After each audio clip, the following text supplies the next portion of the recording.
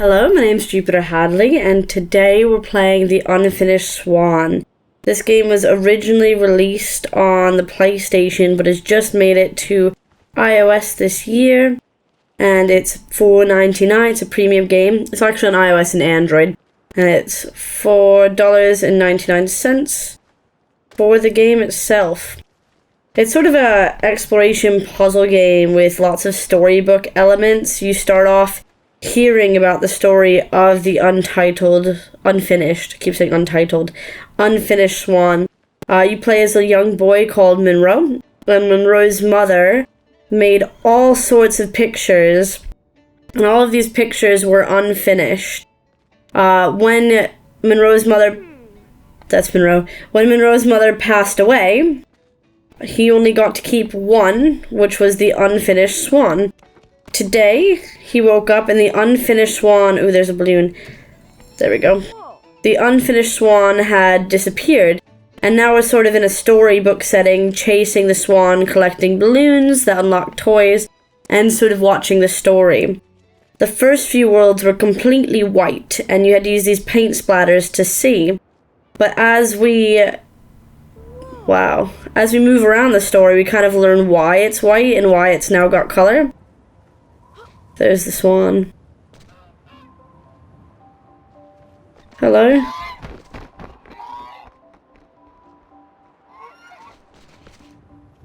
Wow. So the king had made the world white because he liked it white and it was cleaner. But the people of the world did not like it white, so he started drawing shadows. They felt that it being white meant that they needed to, run into stuff and that they weren't having a great time. And now we're kind of learning more about the king, but you have to find the information about him. Let's go in the maze, I guess. See, here's little bits of story. The labyrinth was designed to be beautiful, and it was. It was not designed to be practical, and it wasn't. Whole families got lost for weeks at a time. I bet. It took months to arrive, and many worried a labyrinth of this size was bound to attract dragons. Eventually, the complaints grew so loud even the king couldn't ignore them. The king has it rough. As you can hear, this game is beautifully voice acted. I really love the story and the sort of meta story of a story in a story, because we don't actually learn a whole lot about Monroe and his mother. You just kind of learn about this other king and what he's doing, and why the world is the way the world is. Which is an interesting story, but it's just not the one I expected. I found the controls a bit cumbersome at first. This side being movement, this side being the way you look, with a jump button here and paint splats, but after a while you do get used to them. I'm playing on a big-ish, I guess, tablet, so that might have been why it was a bit more cumbersome for me. I just haven't played a lot of games with this sort of joystick effect. The balloons, as I mentioned, are dotted around. I always feel like I'm missing some, but there is a counter at the end of every level in the book, like when you view it, so that can help you along. I also feel like sometimes I miss pages, so obviously I just had found a page there. But if you don't find the page, you don't learn that bit of the story. So each world does take a bit of time to explore, especially as they build. This game is divided into chapters, and the chapters are in different parts of each book. I've already gone this way, so do we need to go back? So there's parts inside chapters, what I was trying to say, but then I was getting confused where I am. There's a lot of whimsicalness to this game. There's a lot of storytelling. It's very well written. And I quite enjoy the narration and little effects. We had a giant troll earlier, and some more puzzle aspects to the game. Because this level is kind of exploration, but other ones have you hitting certain things with your paint splats correctly to trigger ladders coming down, or to trigger bridges opening, to follow the swan with a missing neck. So there is a lot of variety in levels, although currently I seem to be quite lost. Levels are also very big. Sometimes you can get right through them. Other times you find yourself sort of exploring around and finding your previous splats. There always seems to be more, though. Alright, that's a wall.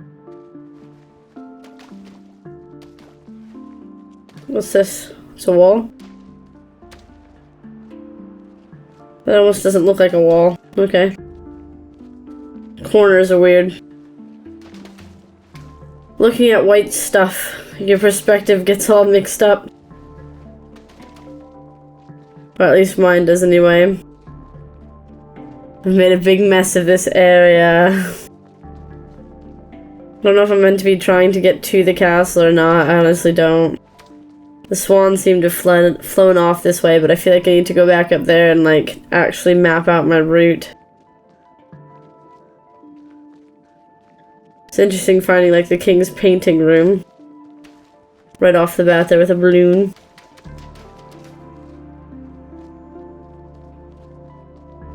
Maybe we should go to that door.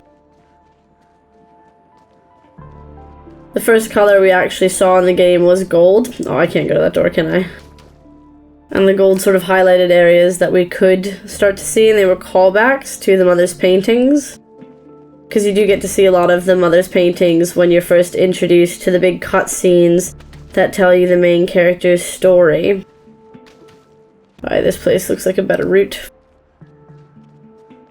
Should be splattering more paint, so I know I've come this way, though. There we go.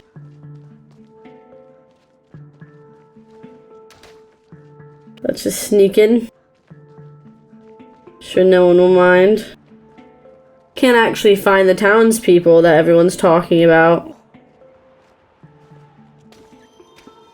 The king was so frustrated with the messy, demanding people of his kingdom that he decided to start over. One morning he painted a boat and set off to find the perfect spot. He told himself he'd come back someday to finish what he had started, but of course, he never did. That's new.